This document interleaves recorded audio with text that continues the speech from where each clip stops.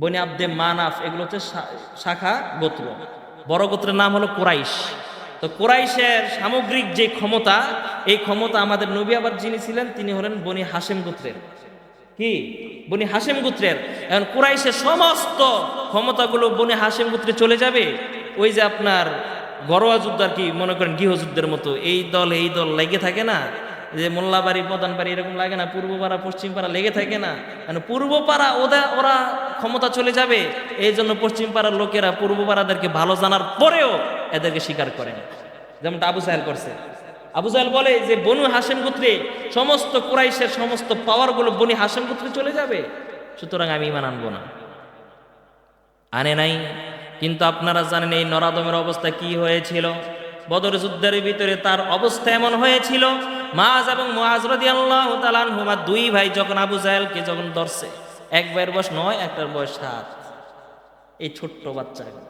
ইতিহাসে এগুলো তারপরে শিক্ষা হয় না, আল্লাহ পাক প্রত্যেকটা বড় বড় জালেমকে যে পরাস্ত করেছে, বড় কোনো শক্তি খাটায় নাই। আবু জাহেলের মধ্যে এমন ইতিহাসে জঘন্য ঘৃণ্যতম স্বৈরাচার আসিল, এই আবু জাহেলকে মারছে 9 বছর আর 7 বছর দুই ভাই মিল্লা, মাআজ এবং মুআজ। এক ভাই ধরছে, আরেক ভাই উপর থেকে ধরছে, দিছে আডুর ভিতরে পড়ছে, এখন গলার ভিতরে ধরছে ছুরি। আবু জাহেলের নিচে, উপরে ছুরি। কয় আমার যখন মারবা ওই, তাহলে আমার গলার একবার গোড়ার থেকে একটু কইতে। জিজ্ঞাসা করিল কেন গোড়ার থেকে কাটবো কেন? কয় যখন এই বদর যুদ্ধের সমস্ত নিহতদের লাশ মাথাগুলো যখন একসাথে রাখা হবে, তখন যাতে আমার মাথাটা যেন উঁচা থাকে। এর মাথা কি থাকবে? কি পরিমাণ অহংকার ছিল। সুতরাং মনে রাখবেন সব সময় মূলনীতি, অহংকার আর হেদায়েত দুইটা একত্র হয় না। কি বললাম? বলেন। অহংকার আর হেদায়েত, অহংকার আর হেদায়েত দুইটা একসাথে মিল হবে না। অহংকার হেদায়েতের দুশ্মন। হেদায়েতের গ্রহণের সবচাইতে মেইন অন্তরা বাধা হলো অহংকার। অহংকার থাকবে তো আপনার কপালে নসিবে হেদায়েত নাই। আপনি দেখবেন সত্য, জানবেন, বুঝবেন, প্রকাশ হওয়ার পরেও অহংকার আপনাকে হেদায়েত থেকে দূরে সরাই নিবে। ইন্নাল্লাযীনা কাফারু সাওয়াউন আলাইহিম আআনজারতাহুম আম লাম তুনজিরহুম লা ইউমিনুন। আবার দেখবেন যাদের ভিতরে অহংকার নাই, সত্য চেনার যাদের ভিতরে মন মানসিকতা রয়েছে, যারা সঠিক সত্যের অন্বেষী যারা হবে, সত্যের তালাশ যারা করে এবং দিনের পর দিন উদ্ধতা অবাধ্যতা যারা করে করে অন্তরের ভিতরে পরিপূর্ণ আচ্ছাদিত যাদের হয় নাই, যাদের অন্তরে এখনো কিছু জায়গা ফাঁকা আছে, অন্তরটা পরিপূর্ণ এখনো আবদ্ধ যাদের হয় নাই, সামান্য একটু কি আছে, ফাঁকা আছে, এবং ওই মানুষটার ভিতরে যদি অহংকার না থাকে, তাহলে ওই মানুষটার কপালে কিন্তু হেদায়েত ইনশাআল্লাহ আসবে।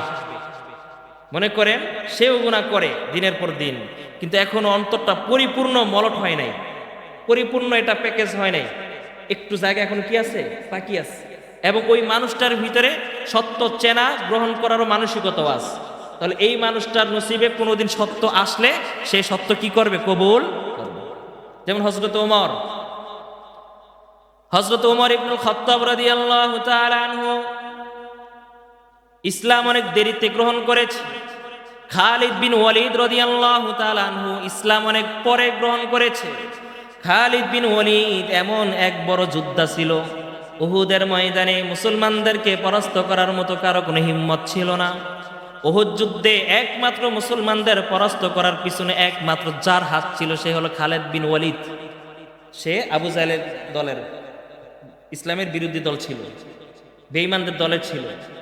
খালিদ বিন ওয়ালিদের জীবনীতে পাওয়া যায় সে এমন এক বীর সৈনিক, সে ইসলামের আগেও কখনো পরাজয় হয় নাই, ইসলাম আনার পরও সে কখনো পরাজিত হয় নাই।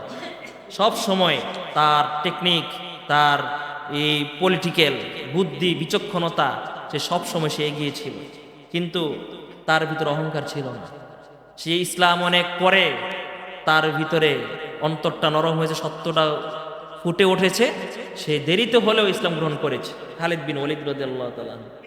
হযরত ওমর ফারুক রাদিয়াল্লাহু তাআলা আনহু দেরিতে ইসলাম গ্রহণ করেছে, কিন্তু সেও ইসলামের বিপক্ষে অনেক চেষ্টা করেছে। নবীজিকে মারার জন্য তো আসছে না, কিন্তু একটা মাত্র আয়াত, কোরআনের একটা মাত্র আয়াত হযরত ওমরের জীবনের মোড় ঘুরিয়ে দিয়েছে। যখন আসছে হযরত ওমর যখন দারুন নাদওয়া থেকে তলোয়ার নিয়ে নবীর বাড়ির দিকে রওনা, নবীকে হত্যা করবে, মারবে, নবীর কল্যাণ আবু জাহেলের পায়ের নিচে রাখবে, বিনিময়ে 100 লাল উট পাবে। পথিমধ্যে হযরত নাঈম রাদিয়াল্লাহু তাআলা আনহুর সঙ্গে দেখা, সে নও মুসলিম, নতুন মুসলমান হয়েছে, কিন্তু এখনো প্রকাশ করে না। পরিস্থিতি ভালো না। বলতেছে, ভাই ওমর কই যাও, এত রেগে মেগে ফায়ার হয়ে কই যাইতেছে? কই যাইতেছি মুহাম্মদের বাড়ির দিকে। কেন? মুহাম্মদের কল্যাণ। অপরাধ কি? সেই মানুষগুলোকে কি এক নতুন ইসলাম, নতুন ধর্মের দিকে ডাকে, আমাদের বাপদাদার ধর্মে চুনকালি দিয়া তারে মারার জন্য আবু জাহেল আমগো লিডার আদেশ করছে।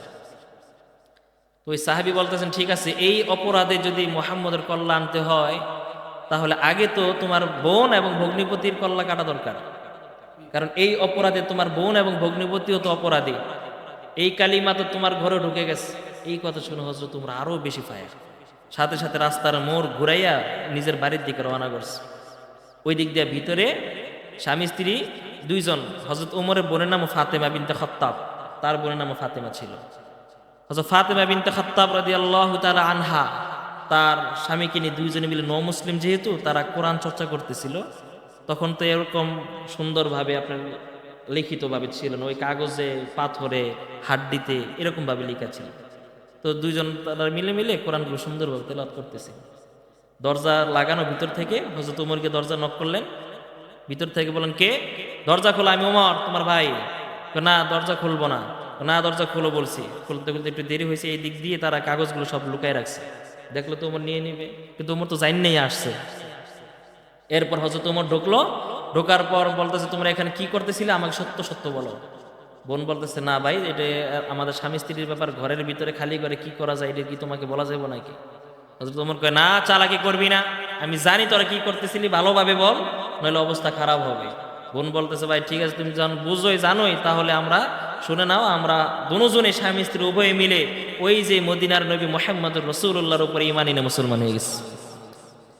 হযরত ওমর বললেন, আমার অনুমতি ছাড়া তোমরা কিভাবে এত বড় একটা কাজ করলা, কিভাবে কাফেরদের সাথে মিললা? তাদের দৃষ্টিতে আমরা কাফের, বুঝেন নাই? কেমনে তোমরা কাফেরদের সাথে এতাত করলা, কাফেরদের সাথে কেমনে গেলা, আমার থেকে অনুমতি একটাবারও নিলা না। হযরত ফাতিমা বলতেছে, ভাই আমার, এটা এমন এক সত্য বাণী, এমন এক মধু, এমন এক আকর্ষণ, যেটার দেখা একবার মানুষ পাইয়া গেলে এটার জন্য অন্যের থেকে অনুমতি নেওয়ার প্রয়োজন হয় না। আমরা উভয়ে কালিমা পড়ে ফেলছি। হযরত ওমর বলল, কালিমা এখন ফিরাইয়া দাও। বোন বলতেছে, ভাই আমার, এই কালিমা একবার যে পড়ে সেই জীবন থাকতে এটা ফিরাই দিতে পারে না। এই কথা শোনার পর হযরত ওমর ভগ্নিপতিকে ডাকলেন।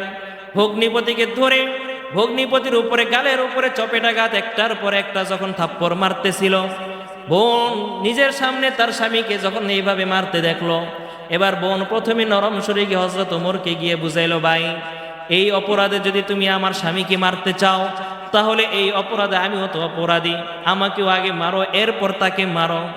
এরপর হযরত ওমর বোনটাকে ধাক্কা মেরে ফেলে দিল। বোন এবার দ্বিতীয়বার হযরত ওমরের কাছে আইসা বলতেছে, ভাই, এই যে শুনে নাও, তোমার গায়ের ভিতরে যেই বাবার রক্ত প্রবাহিত হয়, ওই রক্ত কিন্তু আমার ভিতরে কিন্তু প্রবাহিত হয়। তোমার ভিতরে রাগ আছে, থাকতে পারো, সমস্যা নাই, কিন্তু আমার ভিতরে কিন্তু আছে। সাবধান করে দিলাম, আমার সামনে আমার স্বামীকে যদি তুমি হেনস্থা করো, অপমান করো, আমি সহ্য করব না। সম্মান দিলাম, ইজ্জত দিলাম, ইজ্জত থাকতে তুমি এখান থেকে চলে যাও, নয়তোবা আমি কিন্তু তোমার বিরুদ্ধে অ্যাকশন নিব। সুবহানাল্লাহ বলেন। হযরত ওমরের চোখ কপালে উঠে গেল, বুঝলো বোন এবার মানবে না। লম্বা ঘটনার পর একটা সময় হযরত ওমর বলল, ঠিক আছে, কিচ্ছু বলবো না, তবে আমাকে একটা বার শোনাও, তোমরা কি শুনতেছিলা, কি পড়তেছিলা, আমাকে একটা বার শোনাও। হযরত ফাতেমা বললেন, ভাই আমার, এগুলো এমন এক মহান পবিত্র বাণী, এগুলো যারে তারে শোনানো যায় না। যদি শুনতে চাও তাহলে গোসল করে পাক পবিত্র হয়ে আসো। হযরত ওমর পাক পবিত্র হয়ে এসে তার বোন এবং ভগ্নিপতি উভয়ে মিলে এবার যখন ওই কোরআনুল কারীমের 16 নম্বর পারার 11 নম্বর পৃষ্ঠা সূরা তোহা থেকে যখন আয়াতগুলো যখন পড়া শুরু করে দিল, এক আয়াত যাওয়ার পর 2 নাম্বার আয়াত যখন হযরত ওমরের কান দিয়ে যখন ঢুকলো, হযরত ওমরের এতদিন ধরে ঘুমিয়ে থাকা বদ্ধ দরওয়াজা খুলে দিল। হযরত ওমরের বিবেকের দরজা খুলে যায়। যেহেতু হযরত ওমরের ভিতরে এখনো পর্দা পরিপূর্ণ লাগে নাই, অন্তর এখনো সত্য পরিপূর্ণ হয় নাই এবং মনের ভিতরে কোনো অহংকার ছিল না। সত্য গ্রহণ করার মতো মানসিকতা হযরত ওমরের ছিল। এই কারণে যখন হযরত ওমরের সামনে যখন আয়াত চলে আসলো, মা আনজালনা আলাইকাল কুরআনা লিতাশকা, এই আয়াত যখন হযরত ওমর শুনল, হযরত পাগল পারা হয়ে গেল। হযরত ফাতিমা তেলাওয়াত করে আর ভাইয়ের দিকে তাকাইয়া দেখে ভাইয়ের চোখ বেয়ে বেয়ে টপ টপ করে পানিগুলো ঝরতেছে। হযরত ফাতিমা বুঝে গেল ভাইয়ের দিলের ভিতরে এবার কাজ করতেছে, ভাইয়ের অন্তরের ভিতরে এবার এটার প্রভাব পড়ছে। এবার বোন এবং ভগ্নিপতি উভয় মিলে এবার পড়তেছে, অনেক পৃষ্ঠা পড়ে ফেলছে। ভাইও বলতেছে বোন পড়ো, আমার ভালো লাগে। এইভাবে পড়তে পড়তে অনেকটা যখন চলে গেল, হযরত ওমর এবার আর সহ্য করতে পারলো না। ওয়াজিলাত কুলুবুহুম, অন্তরের ভিতরে আল্লাহ পাকের ইশকের মারিফত যখন জোশ মেরে ফেললো, হযরত ওমর প্রকম্পিত হয়ে বলল, বোন আমার, এবার আর আমার অন্তরের ভিতরে এমন পিপাসা লাগছে, তোমার তেলাওয়াতে আমার অন্তরের পিপাসা নিবারণ হবে না। আমাকে তাড়াতাড়ি নিয়ে যাও, যার কাছে দীক্ষিত হয়ে যার দিশা পেয়ে তোমরা এত সুন্দর চমৎকার বাণীগুলো তেলাওয়াত করলা, তার কাছে আমাকে এখনই নিয়ে যাও। বোন এবং ভগ্নিপতি উভয়ে মিলে হযরত ওমরকে নিয়ে গেল দারুল আরকাম, সাফা পর্বতের পাশে একটা বাড়ি। হযরত যায়েদ ইবনে আরকাম রাদিয়াল্লাহু তাআলা আনহুর একটা বাংলা ঘর ছিল, নাম হলো দারুল আরকাম। নবীজি ইসলামের শুরুর যুগে ওইখানে সাহাবীদেরকে নিয়ে গুপ্তভাবে এখানে তালিম দিতেন। ওই দারুল আরকামের ভিতরে নবীজি বসা, সামনে সাহাবায়ে কেরাম সবাইকে নিয়ে দ্বীনের তালিম তালকিন দিচ্ছিলেন। এমত অবস্থায় হযরত হামজা রাদিয়াল্লাহু তাআলা আনহু, নাম কি রসুলের কি লাগে? চাচা লাগে হামজা। এটা কেমন সাহেব, ওমরের মতো 10 ওমর হামজার কাছে কিছু না, যাকে সাইয়্যিদুশ শুহাদা বলা হয়, যাকে হামজা রাদিয়াল্লাহু তাআলা আনহু আল্লাহর আসাদ, আল্লাহর সিংহ বলা হয়। এমন বীর হযরত ওমর কেন, আবু জাহেল কেন, কাউকে গোনার টাইম হামজার ছিল না। হামজা রাদিয়াল্লাহু তাআলা আনহু দেখলেন ওই দিক থেকে ওমর, দুই পাশে তার বোন এবং আরেক পাশে হলো ভগ্নিপতি, দুইজন মিলে হযরত ওমর এবার দুইজনকে নিয়ে ওমর আসতেছেন। এই অবস্থাটা হামজা বসে থেকে দেখে ফেললেন, বলতেছে ভাতিজা একটু থামো, বেয়াদবি মাফ করো। ওই যে দেখো দূরে ওমরকে দেখা যায়, খত্তাবের বেটা ওমর, ও এখানে আসতেছে। ওর যদি মতলব যদি খারাপ হয়, আজকে তুমি আমারে বাধা দিবা না, এই যে তরবারি দিয়া ওমরের বিচার আমি করে ফেলবো। এই বলে হামজা রাদিয়াল্লাহু তাআলা আনহু দাঁড়ায় গেলেন। নবীজি বললেন, চাচা একটু ঠান্ডা হন, ডাউন হন, দেখি সে আগে আসুক, কি বলে তার উদ্দেশ্যটা আগে কি জানি। এরপর হামজা রাদিয়াল্লাহু তাআলা আনহু বসলেন, আর নবীজিও বসে রইলেন। নিত্যবসরে হযরত ওমর তার বোন এবং ভগ্নিপতি নিয়ে ঘরের ভিতরে আসলো। আয়েশা দরওয়াজার ভিতরে একটু প্রবেশ করে হযরত ওমর দাঁড়ায় রয়েছে, সামনেও আসে না, কিছুও বলে না, তিনজন স্টপ হয়ে দাঁড়ায় রয়েছে। নবীজি এবার নিজের আসন ছেড়ে হযরত ওমরের কাছে গেল। ওমরের কাছে গিয়ে নবীজির এই শাহাদাত আঙ্গুলটা দিয়া হযরত ওমরের কোমরের ভিতরে একটা নখ দিছে, খোঁচা দিস। ওমর কি ব্যাপার? খোঁচা দিয়া বলতেছে কি ব্যাপার? এই যে খোঁচাটা পাওয়ার সাথে সাথে হযরত ওমর কাঁপতে কাঁপতে জড়সড় হয়ে নবীজির কদমে পড়ে গেছে। হযরত ওমর এবার কাপা কাপা সুরে বলতেছে, ইয়া রাসূলুল্লাহ, আমি এখানে এসেছিলাম খুব জঘন্য একটা উদ্দেশ্যে নিয়ে এসেছিলাম। আপনার কল্লাটা কেটে নিয়ে আবু জাহেলকে দিলে আমার লিডার খুশি হবে। ওই লিডারকে খুশি করার জন্য আপনার কল্লা কাটার জন্য আসছিলাম। ওই গো রাসূল, এখন আমার মন চায় আমার কল্লাটা আপনার কদমে দিয়ে যায়। মুসলমান ভাইরারে আমার, ওমরের ভিতর অহংকার ছিল না। সত্যের দেখা যখন পেয়ে গেছে, ওমর কিন্তু সাথে সাথে আর দেরি করে নাই, কালিমা পড়ে ফেলছে। এই কারণে অহংকার এবং হেদায়েত দুইটা একসাথে হয় না। যদি কারো ভিতরে অহংকার থাকে, হেদায়েত তার কপালে থাকবে না। কারণ হেদায়েত গ্রহণ করার মাঝে সবচাইতে বড় বাধা হলো অহংকার, জিদ, হঠকারিতা, গোরামি। এগুলো মানুষকে জাহান্নামের দিকে নিয়ে যায়। আল্লাহ বলেন, এই মানুষগুলো যখন অন্যায়কে বেছে নিল, ইন্নাল্লাযীনা কাফারু সাওয়াউন আলাইহিম আনজারতাহুম আম লাম তুনজিরহুম লা ইউমিনুন। ঈমান আনবে কে বলেছে? খতামাল্লাহু আলা কুলুবিহিম। বুঝেন কেন ঈমান আনবেন? আল্লাহ বলেন পরের আয়াতের ভিতরে 7 নম্বর আয়াত, আল্লাহ বলেন খতামাল্লাহু আলা কুলুবিহিম, এদের অন্তরের ভিতরে আল্লাহ পাক সিল মোহর মেরে দিয়েছেন। কি মারছে? খতামাল্লাহু আলা কুলুবিহিম ওয়া আলা আবসারিহিম, এবং তাদের চোখের উপরে পর্দা পড়ে গেছে। ওয়া আলা আবসারিহিম গিশাওয়া, এদের চোখের উপরে পর্দা পড়ে গেছে। ওয়ালাহুম আযাবুন আযীম, এদের জন্য মহান শাস্তি, বড় শাস্তি রয়েছে, অপেক্ষা করতেছে। এবার বলতে পারেন অনেক মানুষ কয়, হুজুর আল্লাহ আমাকে অন্তরের ভিতরে মোহর মারছে, এটা তো আমাকে দোষ না, আল্লাহর দোষ। আছে মারিফতি লোক যারা নামাজ যারা পড়ে না, সাহেব দনে বইয়া বইয়া হের দেন, এত পণ্ডিতই পাকনা পাকনা কথা কয়, আল্লাহ তো আমাকে অন্তরে মোহর মেরে দিচ্ছে, হুজুর তো কয়। না না, আল্লাহ মোহর মারে না, বরং আল্লাহ পাক প্রত্যেকটা মানুষকে স্বাধীনতা দিয়েছে, যে যেই পথটাকে বেছে নেয় আল্লাহ পাক ওই পথের ভিতরে তাদেরকে রাখে। একজন মানুষ যখন দিনের পর দিন সত্য দেখো সত্য গ্রহণ করে না, আজান শুনে মসজিদে আসে না, কোরআন তেলাওয়াত শুনে অন্তরের ভিতরে ধাক্কা লাগে না, জাহান্নামের কথা শুনে চোখ বেয়ে বেয়ে পানি পড়ে না, দিনের পর দিন মানুষটা যখন অন্যায়ের উপরে নিমজ্জিত থাকে, ওই মানুষটা যখন দুনিয়াকে প্রাধান্য দেয়, তখন আল্লাহ পাক তাকে ওই পথের ভিতরে তাকে আরো সুযোগ করে দেয়। ফলে ওই যে তার অন্তরের ভিতরে একটার পর একটা কালি পড়তে পড়তে অন্তরটা হয়ে যায় মোহর, সিল পড়ে যায়। আসলে মূলত আল্লাহ সিল মারে না, সে নিজেই তার অন্তরে সিল মারতেছে, সে নিজেই তার অন্তরে সিল মারতেছে। ওয়ালা আবসারিহিম গিশাওয়া খতামাল্লাহু আলা কুলুবিহিম ওয়া আলা সামিইহিম ওয়া আলা আবসারিহিম গিশাওয়া। এই যে তাদের অন্তরের ভিতরে যে খতাম সিল মোহর মেরে দিল, এর কারণ হলো যে এই যে তারা যে অন্ধকার জগতের ভিতরে পড়েছে, যে অন্তরটা যে অন্ধকার, দুনিয়ার শাস্তি হলো এদের অন্তরটার ভিতরে সিল থাকবে, পরকালের শাস্তি হলো জাহান্নাম। যারা দিনের পর দিন এই অন্যায়ের উপরে অবিচল থাকবে, এদের দুইটা শাস্তি। দুনিয়ার শাস্তি হলো তাদের অন্তরটা সিলমোহর পড়ে গেছে, এটা 1 নাম্বার শাস্তি। 2 নাম্বার শাস্তি হলো তাদের পরকালে রয়েছে তাদের জন্য জাহান্নাম। অন্য আয়াত আল্লাহ পাক বলেন সূরা সফের 8 নাম্বার আয়াতে বলেন, ফালাম্মা যাগু ওয়াযাগাল্লাহু কুলুবাহুম, এই মানুষগুলো জাগু, তারা বক্র করে নিয়েছে, জাগু তারা নিজেরাই তাদের অন্তরটাকে সোজা পথ থেকে বক্র পথে নিয়ে গিয়েছে। আযাগাল্লাহু কুলুবাহুম, ফলে আল্লাহ পাক তাদের অন্তরটাকে বক্র পথেই পরিচালনা করতেছে। তারা নিজেরাই তাদের অন্তরটাকে বক্র পথে প্রথমে তারা নিয়েছে, আল্লাহ নেয় নাই। কারণ স্বাধীনতা তো আল্লাহ পাক দিয়েছে সবাইকে, আল্লাহ পাক আপনার শরীরে শক্তি দিয়েছে, এবার এই পা সচল রাখছে, এবার হচ্ছে কি আপনার করণীয়টাকে, এটা আল্লাহ পাক দেখবে। আপনি চাইলেই শক্তি আছে, পা সব সচল আছে, আপনি চাইলেই পারেন আজান শুনে মসজিদে আসতে, আবার আপনি চাইলেই পারেন আজানের পর আপনি ক্যারাম বোর্ডের দোকানে যাইতে। কারণ আপনি কোন পথে যাবেন, আপনি যেটা বাঁচবেন, আল্লাহ পাক ওই পথটাকে আপনাকে দেখাই দিবে। বুঝে আসছে?